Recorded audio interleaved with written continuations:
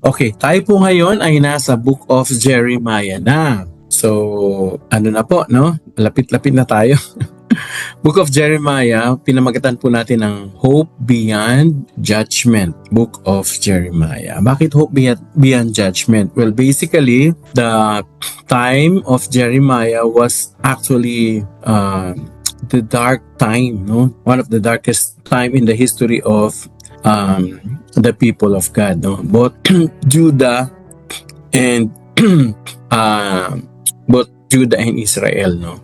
So ito ito muna yung introduction natin. Well, basically, the book of Jeremiah is presenting a very powerful message not only for an ordinary follower of Jesus, but also in general for the leaders, no, who are serving even in difficult times.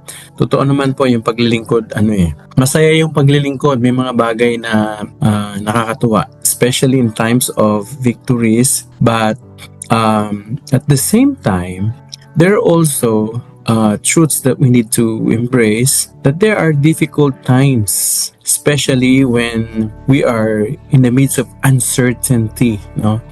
Ngayon, dito sa book of Jeremiah, basically Jeremiah was proclaiming what God's judgment to the people of Judah and Israel. Pero at the same time, although he was proclaiming the judgment, he was proclaiming also hope that comes from God. Ngayon, kaya pinamagatan natin ito Jeremiah, that is a book beyond judgment, no? Hope beyond judgment. We will also highlight God's faithfulness in this book, His compassion and redemptive plan, no? Yung pagtubos na plano at gagawin ng Panginoon sa kanyang mga tao.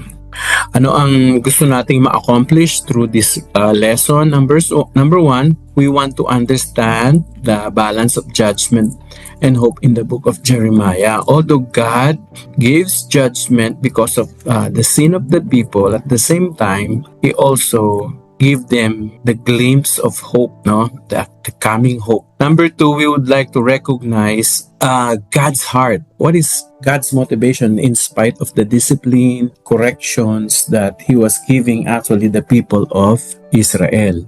And eventually, from this, we will take leadership principles from Jeremiah's ministry and hoping that we will be able to apply this into our present day leadership service. Yun naman ang gusto natin, yung mga leadership principle na matutunan natin dito, matutunan natin at may apply natin sa present day church leadership.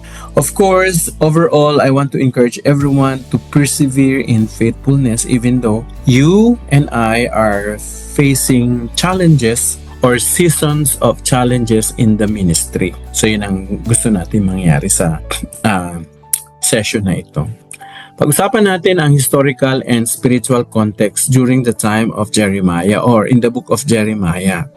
Well, basically, ang author o ang sumulat nito ay attributed to the name of the book itself, no? Ang pangalan ng libro ay Jeremiah. So the author is actually attributed to the prophet named Jeremiah, and he was identified as the son of Hilkiah, no?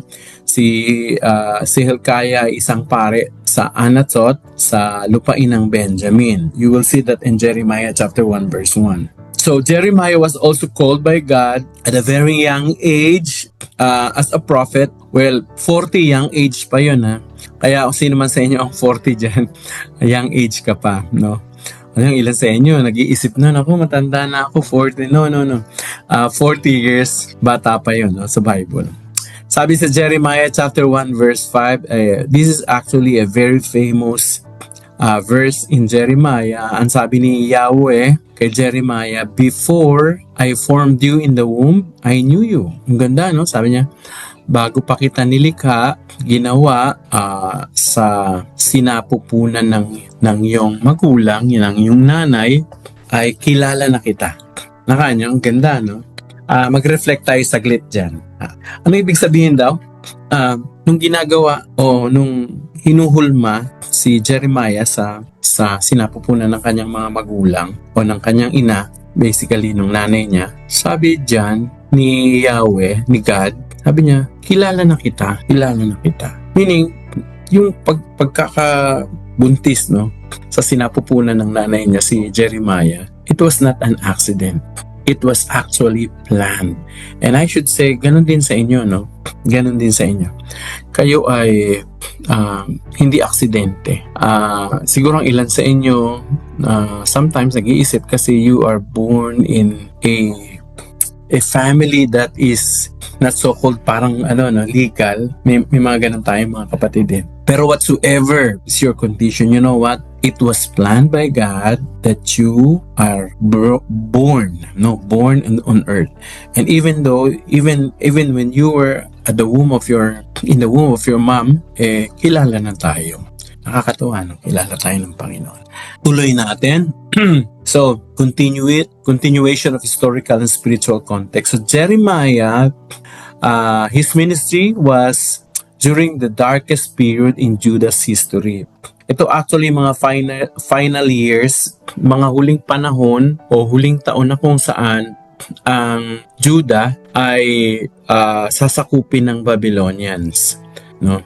At doon actually si Jeremiah before and after the captivity, no, or the exile of the people of Judah. So during this time, meron siyang mga hari, 4 na hari ang kanyang mga pinaglingkuran, si King Josiah, King Jehoiakim, King Jehoiachin, at saka si Zedekiah. And during this period, actually, it ended the destruction of Jerusalem. No, during the time when this happened, kailan? Nangyari ito on 586 BC. No, that was the destruction of Jerusalem before the people were exiled to Babylon. And isa si Jeremiah sa mga eyewitnesses papaano bumagsak ang Jerusalem sa kamay ni Haring Nebuchadnezzar. No? So sino ang audience? Sino yung mga tao during that time nung si Jeremiah ay nagpo-prophesy o nagbibigay ng kanyang mensahe galing sa Panginoon? Well, basically, he was speaking to the people of Judah. Remember, divided kingdom sila, di ba? Yung Israel, yung 10 tribes, at yung Judah naman, yung 2 tribes. But during this time, Jeremiah served under the kings of Judah. So basically, ang mga tao na kinakausap niya during these times were the leaders, meaning to say the king, priests, and prophets, the leaders of Judah. And Judah is actually the one who is possessing the city of Jerusalem, no? Eventually, he was also the prophet who was exiled, no, in Babylon. So, meaning to say, during that time sa Babylon, nagbigay din siya ng mensahe ng Panginoon. So, basically, his message was both warning, kasi bago mangyari yung exile o yung pagsakop sa kanila ng Babylonia, at nung nandoon na sila sa exile sa Babylon, he was actually preaching the message of hope. No, una warning bago nangyari, pero nung nangyari na, kasi sobrang pasakit o sobrang sakit talaga o hirap ang dinanas ng mga napunta sa Babylon, even during the siege, no, yung pagsakop sa kanila. In fact, kung babasahin niyo yung account ng Jeremiah, sa sobrang hirap ng mga tao, sobrang gutom, it was actually the period where people started to eat their children. Literally, yung mga anak nila, niluluto nila, tapos yun ang kakainin. Sa sobrang hirap, sa sobrang pasakit o sakit na kanilang naranasan. Kasi nga, dahil sa kanilang kasalanan. So, pero during the time that they were exiled in Babylon, Jeremiah also was starting to preach the message of hope coming from Yahweh. Now, the book of Jeremiah were basically written to, number 1, this is actually a call for God's people. Sinulat ito basically para yung mga tao ay magsisi sa kanilang mga kasalanan, kasi pinapakita dito yung yung bigat ng parusa na pwedeng tanggapin ng isang tao kapag hindi siya nakinig sa warning ng Diyos at hindi siya tumalikod sa kanyang kasalanan. This is actually a warning of judgment simply because the people in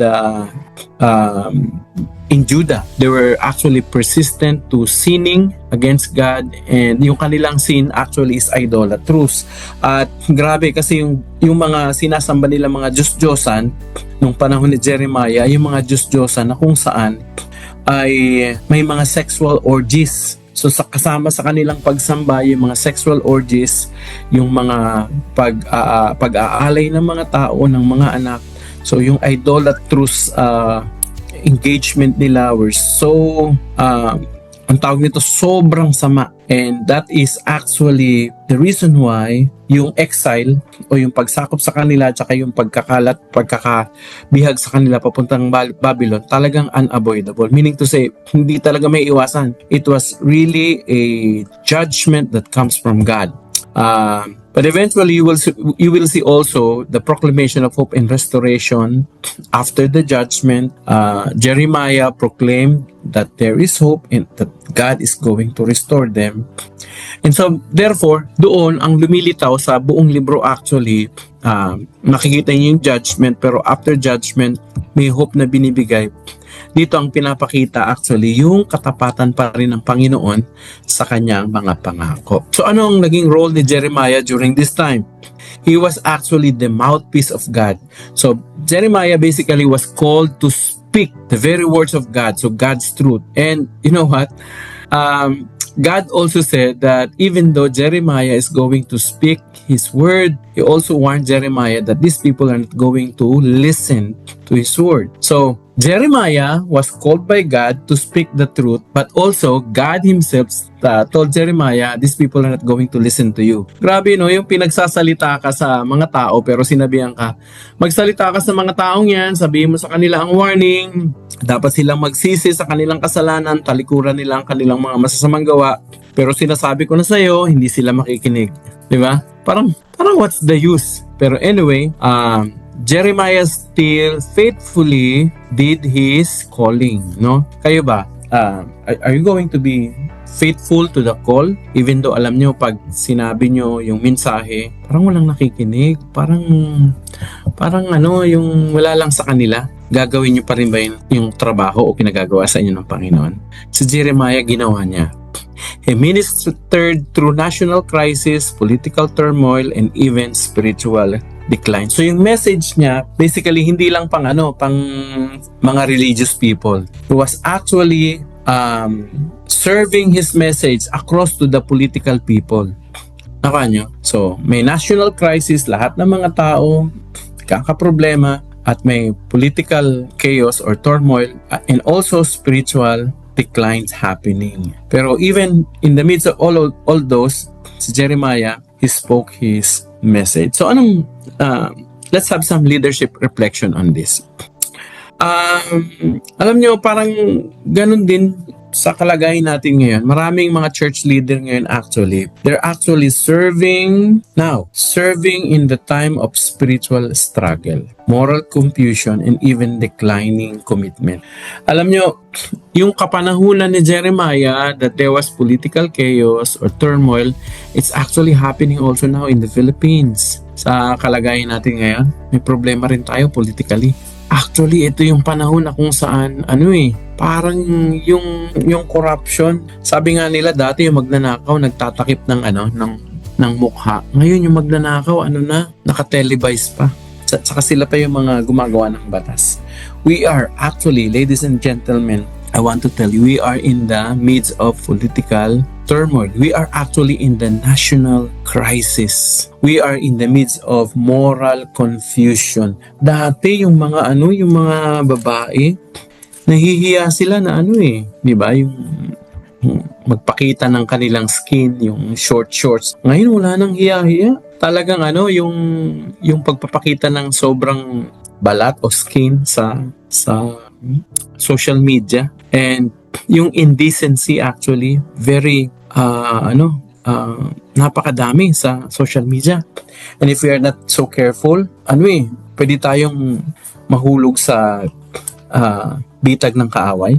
So what happened in the past are actually also happening in our times today. Pag-usapan natin ng mabilis kung titingnan mo yung buong Book of Jeremiah, ano yung pinaka-structure niya.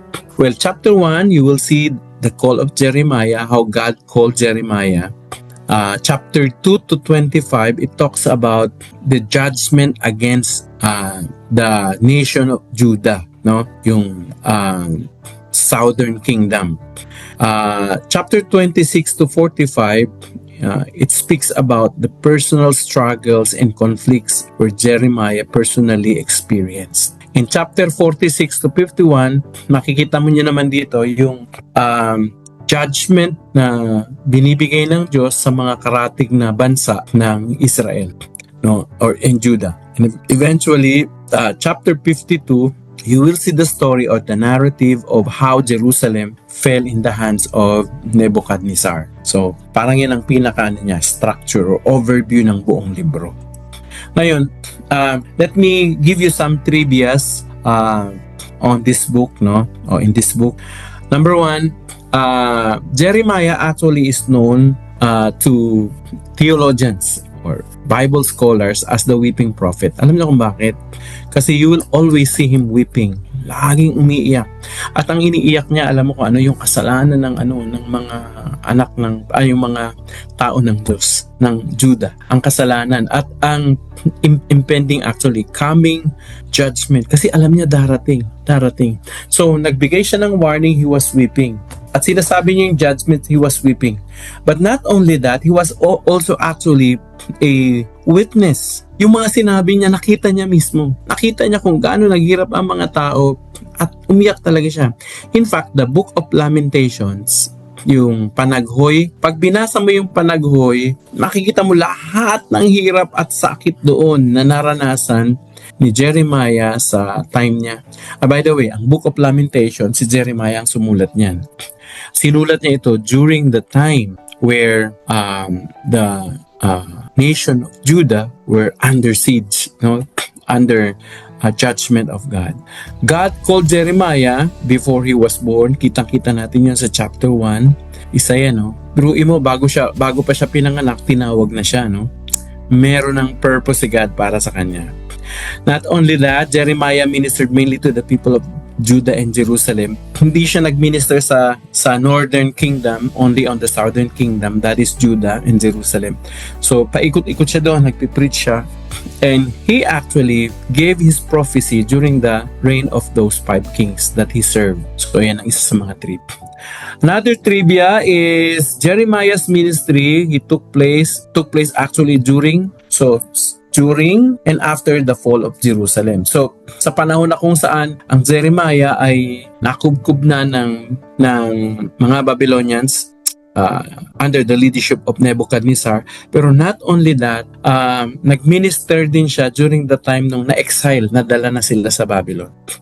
So, Jerusalem was destroyed by the Babylonian empires in 586 and Jeremiah was one of the eyewitnesses. Nakita niya talaga. Nakuha niyo.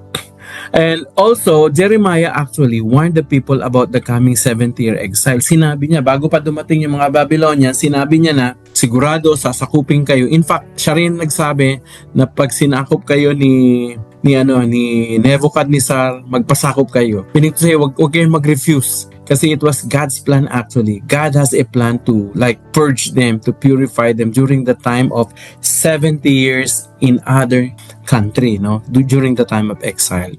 So during his lifetime, nakita rin ni Jeremiah yung templo kung papaano sinira. At alam nyo,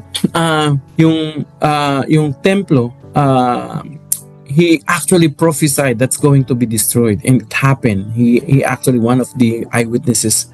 Jeremiah remained in the land while many people were taken into exile. So during the time na yung mga ang una kasi na dinala actually sa Babylon ay yung mga dugong bughaw, the nobles, and he actually personally see that happening, no, kung papaano dinala sa exile ang mga royal bloods. Now, you will also read in the book of Jeremiah that God personally touched Jeremiah's mouth so that he can place his words Kaya mabalasik yung mga salita ni ni Jeremiah. And Jeremiah used symbolic actions also so that he will be able to deliver God's message with parang with a bang, yung maaalala nila. Ang ginawa niya, he wore a linen belt to symbolize Judah's pride. Jeremiah broke a clay jar to show coming destruction, and he wore a yoke to represent Babylonian rule. Iyan, lahat ng yun parang drinamatize niya. Sinuot niya yung belt, binasag niya yung clay, tapos yung pamatok, pinakita niya, drinamatize niya sa harap ng maraming tao at sinabi niya, ganto kayo tatalian o uhulihin ng mga Babylonians. Jeremiah was forbidden by God to marry or have children. So during his time, wala siyang asawa at wala siyang mga anak. He was often rejected, mocked, and imprisoned and threatened. During the time, although he was telling the truth, he was telling God's message, but the response of the people, they were rejecting him. Although nasisense nila na totoo itong sinasabi ni Jeremiah. Jeremiah is a prophet from God, pero the people were constantly rejecting him. Not only that, they were mocking. Alam mo yun, yung nagsasabi ka ng totoo tapos tinututya ka pa. Hindi lang yun, siya ay inimprison, kinulong, at pinagsabihan na ng mahigpit, pinagbantaan pa ng kanyang buhay. Jeremiah actually is one of the most emotionally open prophets in the Bible. You will see that. Why emotional? Because he was actually so vivid actually in explaining or expressing his emotions. No, you will see that in the book of Lamentation. He is believed to have written the book of Lamentation, of course, and Jeremiah dictated his message to a scribe named Baruch. So, yung kanyang mga sinabi, meron siyang secretary. Ang pangalan ng secretary niya, ito yung scribe na nagsulat ng kanyang mga oracle o ng kanyang message from God. Ang pangalan ay Baruch. Now, ang message sa Jeremiah was condemnation on the idolatrous and false worship of the people of Judah.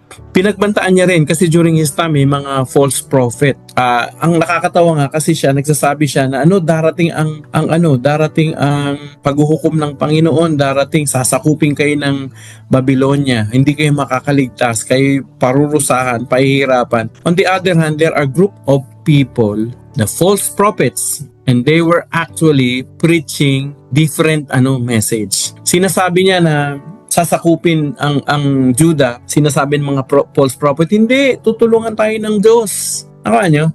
Sinasabi niya, hindi, parurusahan tayo ng Panginoon dahil sa ating mga kasalanan, dahil tumalikod tayo, dahil sumamba tayo sa Diyos-Diyosan. Alam niyo, sabi ng mga false prophets, hindi, ibibless tayo ni Lord, pauunlarin tayo, magiging maayos ang kalagayan natin, magiging mapayapa ang ating buhay. So just imagine, nagpipreach ka, tapos mas marami yung nagpipreach ng kabaliktaran sa pinipreach mo. At ang pinipreach nila, yung mga gustong marinig ng mga tao. Parang nangyayari din niya sa atin ngayon, no? Ngayon yung mga tao, kapag ang pinipreach mo ay condemnation against sin, they will malign you, they will condemn you, they will not listen to you. Pero pag pinag-preach mo, tungkol sa blessing, maraming nakikinig, no? Parang ganun din sa nangyari sa time ni Jeremiah. So, but not only condemnation and judgment, the book of Jeremiah actually contains the promise of the new covenant. Dito may prophecy si Jeremiah that there will be a time that God is going actually to inscribe His law to the heart of the people, and that is going to make a new covenant with the people. And of course, that is actually pointing forward to Jesus Christ. No, pag dumating si Jesus Christ. So yun ay mga messianic prophecy. Jeremiah taught that judgment is followed by hope and restoration. Although there was judgment, but Jeremiah did not leave them in the dark. He also said, one day there's going to be a person, and that is the Messiah. He is going to inscribe the law in your hearts, so you will obey Him, and He is going to establish a new covenant. And that happened actually at the times of Jesus Christ. Nakuha nyo? Okay, so let's look at the judgment with a purpose. No? Jeremiah chapter 2 verse 13, ito very very interesting to kasi It does not only speak actually to the people at the times of Jeremiah, to sa people of Judah, but this actually has something to tell us today. No? Let me read to you Jeremiah 2:13. Sabi rito, "My people have committed two sins." Ano daw? Sabi ni Yahweh, ang aking mga tao ay nakagawa ng dalawang kasalanan. So, dalawang kasalanan. Tingnan natin, ano daw yung dalawang kasalanan na yun? Number one, sabi niya, they have forsaken me. Sabi niya, inayawan nila ako eh. Inayawan nila ako, tinalikuran nila ako. Tapos, sino daw ang tinalikuran? Siya. Anong description niya sa kanyang sarili as God? Sabi rito, they have forsaken me, and what is his description? The spring of living water. Si Yahweh, ang ano daw? The spring of living water. Ano ba ang water? Well, basically, water, iyan yung tubig ang pumapawi ng ating mga pagkauhaw. Nakanyo. Alam niyo, we have to identify, or we have to accept actually, that we are people that has thirst. Meron tayong mga pagkauhaw. Meron tayong pagkauhaw. Meaning to say, yung pagkauhaw natin hindi lang actually physical. No? Katulad nito, nauuhaw ako, inom ako ng tubig. Yung tubig na yun, pumapawi ng pagkauhaw ko physically. Pero actually, meron din tayong mga pagkauhaw na emotional or spiritual. Ano yun? Like, ito, nauuhaw tayo sa relationship, di ba? That's why we actually love to be with somebody identified as somebody who is our friend, part of our family, relative, husband or wife. No, we actually need that. Kailangan natin yun eh. We long for relationship. Okay? Ano pa? We long for recognition, right? Ano ibig sabihin nun? Gusto natin na napapansin tayo. Gusto natin na recognize tayo. Gusto natin na bibigyan tayo ng pagpapahalaga. Gusto natin na tayo ay iginagalang. Sino ba namang ayaw nun? In fact, that is actually one of our thirst. We long for a meaningful relationship. We long to be respected. We long to be recognized. We long to be treated as important. Nakanya, we have deepest longing in our hearts. And you see, these people that Yahweh were actually speaking to through Jeremiah, sabi niya, itong mga tao ko, meron silang meron silang longing, meron silang thirst. But the problem is this, they have forsaken me. Me who is the living water. Meaning to say, sinasabi ni God, yung lahat ng thirst niya, yung lahat ng pangailangan natin, yung lahat ng gusto natin, hinahanap-hanap natin sa buhay, siya lang naman talaga makakapuno kasi siya yung spring of living water. Ito ang kasalanan natin. Ang kasalanan natin, may need tayo, pero inayawan natin yung magbibigay sana sa atin ng satisfaction na kailangan natin. Sabi ni Yahweh, yun ang kasalanan ng aking mga tao. May pangailangan sila pero inayawan nila ako. Pangalawa, hindi lang nila ako inayawan. Ito yung pangalawang kasalanan. Sabi nila, they have dug their own cistern. Humukay sila ng sarili nilang balon. Ano yung balon? Yung balon na paghahanapan sana nila ng kanilang tubig. Kaya lang, anong klaseng balon daw ito? Sabi niya, broken cistern that cannot hold water. Sa Tagalog, ang pangalawang kasalanan daw na ginawa ng mga tao niya ay humukay sila, inayawan si Yahweh, number one. Pangalawa, inayawan nila yung nagbibigay ng totoong tubig, ng satisfaction sa buhay. Pangalawa, humukay sila ng sarili nilang balon na magpo-provide sa kanilang tubig pero walang tubig na binibigay ito. Ang binibigay nito ay puro abong, buhangin, wala. Habang sila ay sumasalok doon ng tubig, wala naman talagang nasasalok na tubig. And so therefore, yung kanilang thirst, pagkauhaw, hindi naman talaga na napupunuan. So lalong nauuhaw. Naranasan niyo na ba yung minsan na uhaw na uhaw kayo? At nung uhaw na uhaw kayo, ang hinahanap mo, actually, ang kailangan mo, pag uhaw na uhaw ka, pure water. As in water talaga, katulad nito. Kaya sa disenyo. Inom uli ako. Pure water. Pure water is the one actually who meet our thirst. And according to this text, yung pure water na yun, si Yahweh yun, si God. He is the spring of living water. He is the only one actually who can quench our thirst. Kaya lang ang problema daw natin mga tao, humukay tayo ng sarili nating balon. At yung balon, yun ang pinag-iigiban natin na akala natin magbibigay sa atin ng luna sa ating pagkauhaw. Naranasan mo yun, sobrang uhaw ka tapos ang ininom mo Coke, hindi napawi ang uhaw mo kundi lalo kang nauhaw, di ba? Meron tayong mga longings like sinabi ko, relationships, we are longing for recognition, we are longing for respect, we are longing for importance. And all of those actually are met only in God. Sa Panginoon mo lang talaga mararanasan yung ultimate significance mo. Hindi mo yun mararanasan kahit kanino. Kaya lang itong ginagawa natin. Minsan, yung mga bagay na yun, yung mga thirst natin, hinahanap natin sa mga sarili nating hinukay na balon. Ano yun? Trabaho. We're trying to find satisfactions with our work. Materials. We're trying to find satisfaction with money, house, projects, material things. We're also trying to find satisfaction even in our relationships. Only to find na yung mga yon ay broken cisterns. They cannot hold water. Meaning to say, we try to quench our thirst by materials, relationships, by work, whatever, recognition of people, but eventually we find na itong mga tubig na ito hindi naman talaga nagpumapawi ng uhaw. At yun ang sinasabi ni Yahweh. Sabi niya, ang mga tao ko, that my people committed two sins. They forsaken me and they dug their own cistern.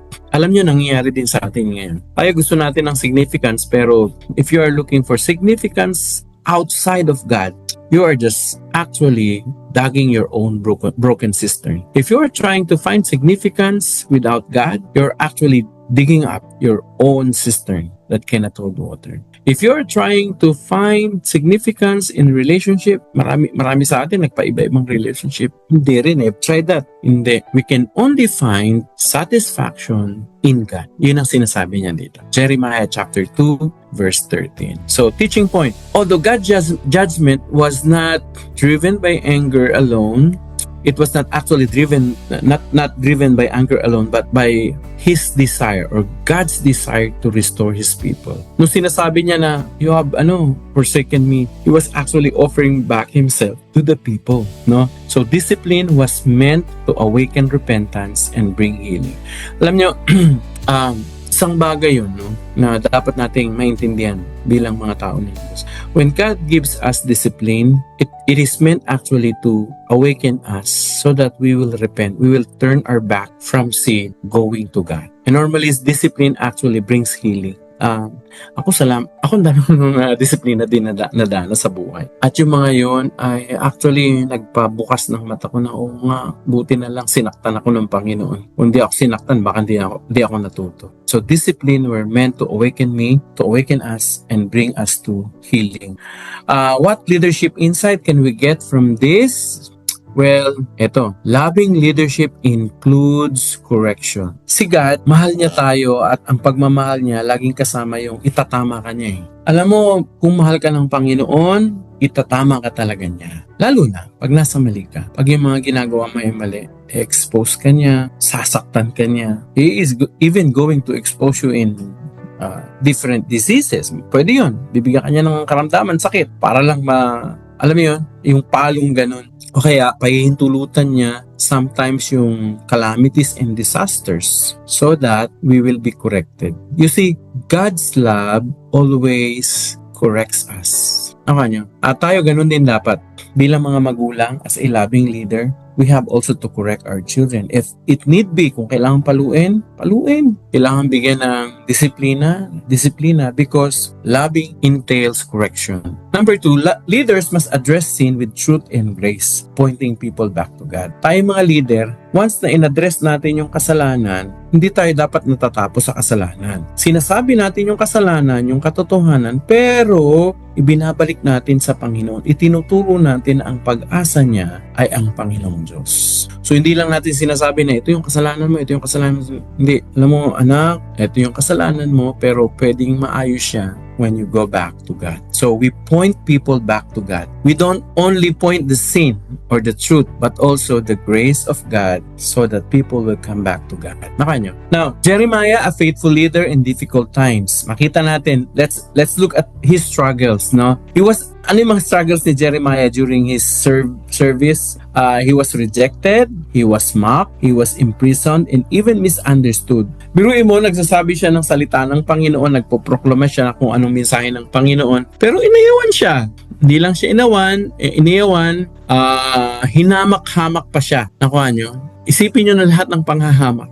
Hindi lang yan, ikinulong pa siya. Meaning to say, nirestrain. Huwag kang magsalita ng katotohanan. So, para hindi ka makapagsalita, ikulong ka na lang. At hindi lang yan, yung sinasabi niya na mensahe ng Panginoon, it was taken against him. Sinasabi niya na ito mangyayari, sinasabi niya na ito, darating talagang parusa ng Panginoon dahil sa ating mga kasalanan. Ang interpretation ng mga tao, gusto mo kaming mapahamak, no, sinusumpa mo kami. He was misunderstood. Nakanyo? So, that was his struggle. He was rejected, mocked, imprisoned, and misunderstood. Not only that, he actually experienced so deep emotional pain and discouragement. Grabe, inulong siya, binugbog, pinarusahan, hinulog sa balon, nakanyo, ginapos yung mga kamay, nakanyo, ganun. Ano bang ginawa niya masama? Wala naman, sinunod niya lang naman yung yung pinasasabi ng Diyos. Narinig ako minsan sabi niya, bakit ganun? Kung kailan ako sumusunod sa Diyos, doon ako nahihirapan. Mga kapatid, alam niyo kasama sa natin yun yung difficulties, kasama sa calling natin. Huwag na kayo magulat. When you speak the truth, may kaaway ka na kaagad si Satan. Huwag niyo isipin na dahil sinasabi niyo yung katotohanan, sinasabi niyo yung salita ng Panginoon ay loves kayo ng lahat o gusto kayo ng lahat ng tao. No, may mga tao na ayawan kayo. And that is already given. Tingnan niyo, Jeremiah chapter 20 verse 1 and 2. Sabi rito, when the priest Pashur, son of Immer, the official in charge of the temple of the Lord, heard Jeremiah prophesying these things. Sino daw yung nakarinig? Pare ito religious people ito. Anong ginawa niya? He had Jeremiah the prophet beaten and put in stock at the upper gate of Benjamin at the Lord's temple. Wow! Sino yung nag-misinterpret sa kanya? O kaya minaltrato siya, minasama siya, o pinarusahan, ginawa ng masama? Ang sinasabi niya lang naman yung mensahe ng Panginoon. Alam niyo kung sino? Ito, priest, religious people. Mga kapatid, tingin kayo muna sa akin. Huwag kayo magugulat kung magkaminsan mga relihiyosong tao pa yung kakalaban sa inyo simply because you are telling the message of God. Huwag kayo magulat. Nangyari na yun noon, no? So, nangyayari talaga hanggang ngayon. Kahit sa church, no? Huwag niyo sabihin na ano naman yan, sister? Nagba-Bible yan. No, minsan, mga religious people pa yung nagmi-misinterpret doon sa pinapasabi sa atin ng Panginoon. Hindi naman lahat. Pero at this time, religious person. But anong ginawa ni Jeremiah? Even though he was serving in the midst of difficulties, he remained faithful. So Jeremiah was a faithful leader even in difficult times. How can we see his faithfulness? Well, even though in the midst of troubles, hardness, he continued to speak God's word despite of opposition. Meaning to say, kahit may opposition, may kumakalaban sa kanya, sige pa rin. Alam nyo, sa Amerika ngayon, pag nag-preach ka, pag nag-share ka ng gospel sa public, target ka na nila. Naalala nyo yung kamakailan lang? Ito, nakalipas ng taon lang, di ba? A famous evangelist, campus evangelist, he was shot simply because he was speaking the word of God. Jeremiah remained faithful in the midst of opposition. Why? Bakit kaya gano'n na lang yung kanyang pagiging tapat? Kasi may pangako si God sa kanya. Ang pangako ni Yahweh, I am with you, sasamahan kita, kasama mo. Alam niyo ba na yan din ang pangako ni Jesus sa atin? Sabi niya, go and make disciples of all nations, di ba? Baptize them in the name of the Father and of the Son and of the Holy Spirit, and teaching them to obey everything that I have commanded you. At sabi niya, and I will be with you, even on the ends of the earth. Wow. The same promise. And I tell you, brothers and sisters, no, when you are serving, there are people that are going to oppose you. But remain faithful because God is with you. Jeremiah chapter 1 verse 8, sabi, do not be afraid of them, for I am with you. Sabi niya, I will rescue you. Ako magliligtas sa iyo. So, what leadership insight can we get from this? Faithful leadership is actually, listen to this, measured not by popularity, but by obedience. Yung pagiging tapat na leader ay nasusukat hindi sa pagiging sikat o recognized ng maraming tao. Ang pagiging tapat ay yung dahil ikaw ay totoong sumusunod even though there are oppositions, even though there are difficulties. You still continue on. You do not stop. You do not falter. You continue on even though there are people who will malayan nyo. Alam mo mga kapatid, pakinggan nyo to. Hindi ibig sabihin na ikaw tinututya. Hindi ibig sabihin na ang mga tao hindi natutuwa sa'yo. Hindi ibig sabihin na hindi ka successful. Nakuha nyo? Kasi si Jeremiah, hindi naman yun ang sukatan niya eh. Hindi yung popularity ang sukatan niya. Ang sukatan niya, basta sinasabi niya yung totoo at yung pinasasabi ni God. Yun ang sukatan ng kanyang success. Nakuha nyo? Hindi popularity. There are seasons that you may not be very popular, but still in the eyes of God, you are successful simply because you are doing what is right. Amen? Now, hope beyond judgment, God's promise of restoration. Ano makikita natin na hope, di ba, sinakop na sila. Ano ang hope naman binigay sa kanila? Well, ito actually very famous verse, and many of us actually are claiming this. But may I tell you this, itong verse na to actually were particularly given to the people of Judah. Anong sabi sa Jeremiah 29:11? For I know the plans I have for you, plans to give you hope and a future. Plans to prosper you and not to harm you, plans to give you hope in a future. Alam niyo kung saan to sinabi ni Jeremiah sa kanila? Hindi nung nasa Jerusalem sila, nung sinabi ito, nung sila ay nasa exile. Sinabi ni God yung promise that I have a plan, a good plan for you, plan to prosper you, not to harm you. Sinabi niya to nung nasa Babylon na ang mga taga-Judah, no? So God promised hope even while His people were in exile. Restoration often comes after season of discipline and waiting. Listen to this. Si God, binabalanse niya talaga eh. When you suffer discipline or you experience discipline, just wait. Sabi nga sa Bible, be still. Be still and know that I am God. Because in every discipline that Yahweh is allowing us to experience, ang kasunod niyan yung restoration and blessing. So leadership insight, leaders must remind our people that God is still at work even in difficult season. During the time where people are suffering from difficulties, trials, sabi ni Yahweh through Jeremiah, for I know the plans I have for you. Tayo rin, ganun din. Tayo mga leader, paalalahanan natin yung mga nasasakupan natin. Kung sila'y dumadanas ngayon ng mga pagsubok, kahirapan, ano man yan, paalala natin sa kanila na even you're in a difficult season, God is still at work. Alam niyo yung silence ni God, it doesn't mean inactivity. God's silence does not mean inactivity. Actually, God's silence actually means He is preparing something for us because He is going to restore us. Okay? Letter B, will be able to see God's everlasting love also. Jeremiah 31 verse 3, hindi niya lang sinabi yung good plan, kundi yung kanyang pagmamahal. Sabi niya, I have loved you with what? Limited love. No! Everlasting love. Sabi nito, I have loved you with an everlasting love. And you know what? That is actually personally spoken to His people. And this same word actually is given to you and me. I can say God did tell us actually that He loved us with an everlasting love. Paano mo nasabi, Pastor June, na sinabi niya yan? Sinabi niya yan actually when Jesus Christ died for us. He loved us with an everlasting love. Sabi niya, I have drawn you with an unfailing kindness. Sabi, nilapit ko kayo sa aking sarili sa hindi matutumba sa kabutihang loob. So God's love remained constant. Ano ibig sabihin ng constant? Hindi nagbabago. May mga bagay na nagbabago pag ang temperatura ay naiiba. Pag mainit, nababago, di ba? Malamig, nababago. Sa lugar din, may mga nababago din, no? Pero ang Panginoong Diyos constant. Kahit anong lugar, kahit anong panahon, kahit anong kalagayan, whether you are in the season of plenty, in the season of lack, in the season of turmoil and challenges, I tell you, God's everlasting is constant. Amen. So leadership insight, hope is rooted in God's unchanging character of love, and not of human faithfulness. Gusto ko sabihin sa inyo mga kapatid, ang katapatan ng Panginoon ay nakabase hindi dahil sa ikaw ay mabait o tapat. Ang katapatan niya ay nakabase hindi dahil sa ikaw ay palabasan ng Bible o kaya napaka-faithful mo sa pag-attend ng hindi doon.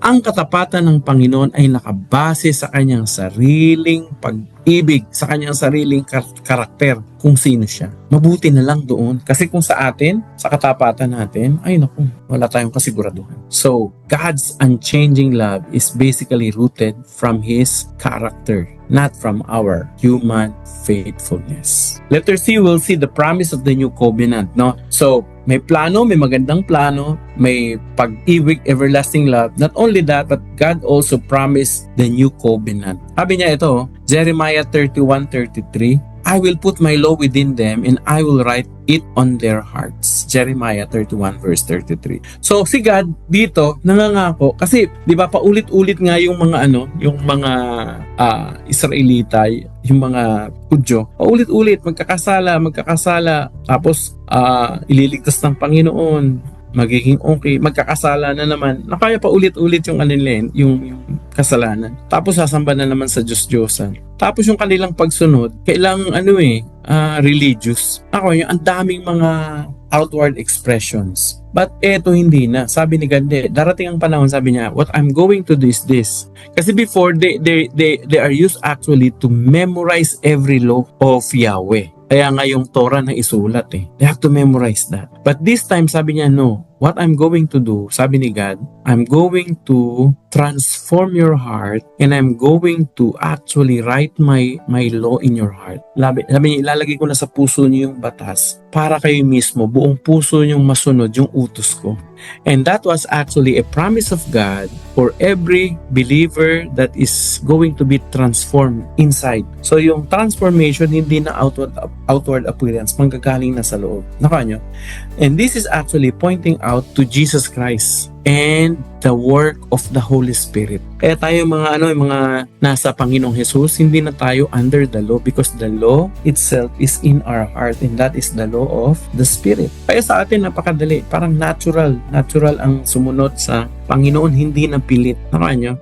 That is simply because God inscribed His law into our hearts to the work of the Holy Spirit. Okay? O leadership insight. True spiritual renewals begin in the heart. Alam niyo, ang totoong pagbabago talaga, hindi yan dahil sa practice lang. Hindi, pre-practice ko kasi to, regimen yan. O kaya routine. No, ang totoong pagbabago, mga kapatid, ay yung sa puso. Kaya alam niyo, pag may nakita kayong tao na hindi pa kilala ang Panginoon, huwag niyong turuan ng kung ano-ano mga batas-batas. Kasi hindi niya masusundin yun Ang unang-unang ituro natin sa kanila, yung relationship kay Jesus. Nakanyo, tinuturo lang natin yung batas para makita natin na we offended God. And so therefore, our response should be, we come to God in repentance from sin to accepting Jesus. Nakanyo, kaya pag may mga bago sa simbahan, huwag niyo expect na na maayos agad ang ugali nila. Hindi. Ang i-workout natin, wag yung ugali nila. Ang i-workout natin, yung relationship nila kay Jesus. Halimbawa, may nag-join sa inyong D group.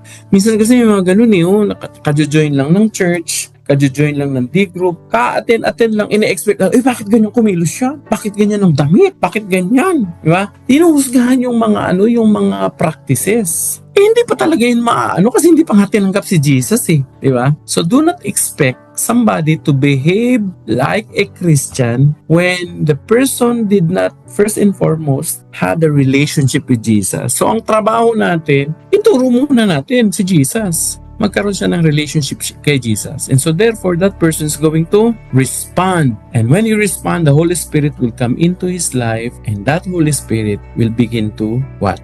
Make him a new person. At doon lang magkakaroon totoong pagbabago. So, leadership principle from Jeremiah, I would like to sum up 1, 2, 3, 4, 5. Speak the truth, mga kapatid. As a leader, speak the truth with courage even when it is unpopular. Number 2, remain faithful under pressure. Kahit under pressure ka, wag nating pagpalit yung pagiging tapat. Alam mo kung bakit? Because trust, listen to this, trust is God's calling. So remain faithful even you're under pressure. Balance, warning, and hope. When you give judgment, you also give hope. So judgment is never your final warning that comes from God. May judgment tayo, pero dapat may hope. Meaning, kaya pag nag-preach ka tungkol sa impyerno, dapat di mo tatapusin sa impyerno lang. Tatapusin mo ito kung paano sila makakaalpas, makakaligtas sa impyerno. And that is by what? By faith in Jesus Christ. So lead with compassion also. Jeremiah was a weeping prophet. He wept for his people. Talagang umiiyak siya, iniiyakan niya yung mga tao niya. Lastly, trust God's promises. God's plan are redemptive, no?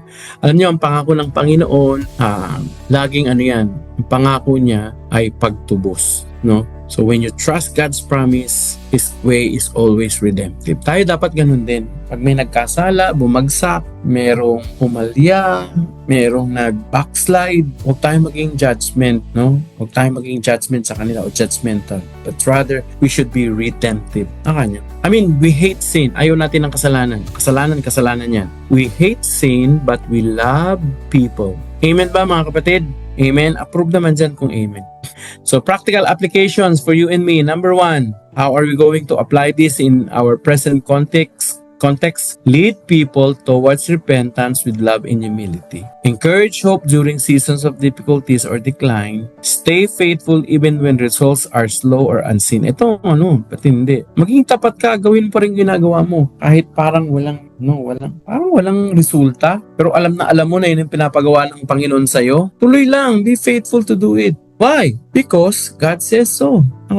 Obedience is more important than fruit. Teach God's word clearly and consistently. And of course, depend on God's presence, not on our personal strength. So yan po mga yan, hanapan natin ng mga opportunities on how we can apply that into our personal leadership service. Amen po ba?